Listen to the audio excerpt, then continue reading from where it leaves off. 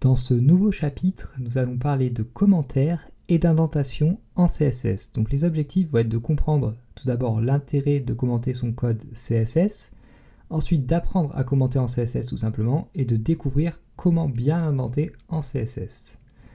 Donc commençons avec les commentaires déjà. Donc tout comme nous avons vu qu'on pouvait écrire des commentaires en HTML, nous allons également pouvoir commenter notre code CSS.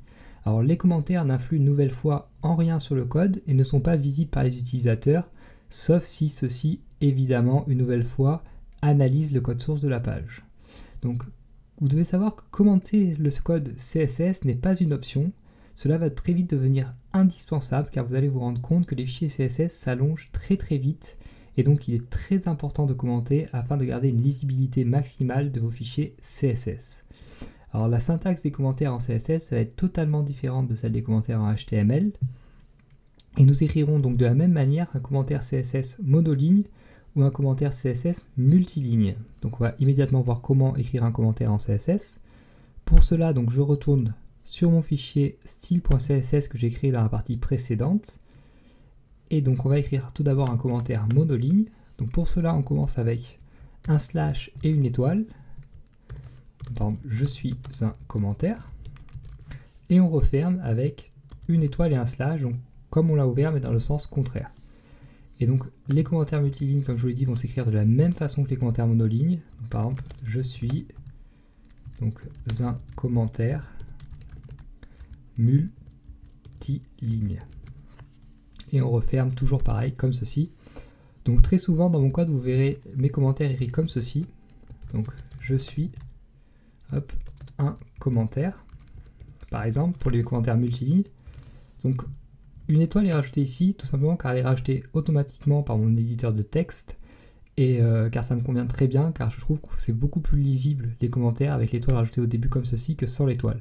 Mais cette étoile donc n'est aucunement obligatoire, vous devez le savoir, donc faites comme vous le voulez. Moi j'écris très souvent les commentaires comme ceci, mais vous pouvez tout à fait les écrire comme cela si vous le souhaitez en CSS. Alors en plus d'être très utile donc pour nous indiquer le pourquoi de chaque code, nous allons également très souvent faire une autre utilisation des commentaires en CSS, donc qui va être donc de commenter certaines lignes de code afin de les neutraliser. Par exemple donc ici, si je ne souhaite pas donc que cette ligne de code s'applique, je peux très bien la commenter comme cela, et donc ce code donc ne s'appliquera plus évidemment puisque maintenant c'est un commentaire. Et donc le fond de ma page ne sera plus en vert, mais n'aura plus de couleur tout simplement.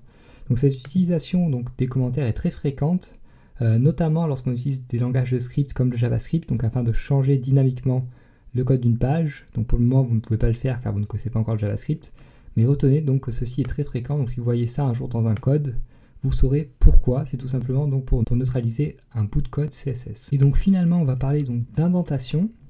Alors, indenter en CSS est également très important évidemment afin de conserver le plus de clarté possible dans son code et de paraître également professionnel si vous devez un jour distribuer votre code. Donc, en termes de règles, nous indenterons en général d'une tabulation les différentes déclarations concernant un sélecteur donné. Par exemple ici, donc j'ai mon sélecteur body, j'indente une tabulation ici. Si j'écris une deuxième donc, déclaration en dessous, par exemple quelque chose comme margin, donc par exemple 0 pixel, donc là je définis une marge nulle. Vous voyez que je reste au même niveau puisqu'on est dans le même sélecteur. Et donc si j'utilise un deuxième sélecteur ici, sélecteur P par exemple, on va faire la même chose. Donc on indentera d'une tabulation une nouvelle fois, donc color par exemple red, comme ceci. Donc voilà tout pour l'indentation en CSS. Donc c'est assez simple généralement puisqu'on n'a pas donc d'imbrication comme on peut en avoir en HTML. Donc on indente tout simplement d'une tabulation à chaque fois donc qu'on entre dans une déclaration CSS afin de garder un code le plus clair possible.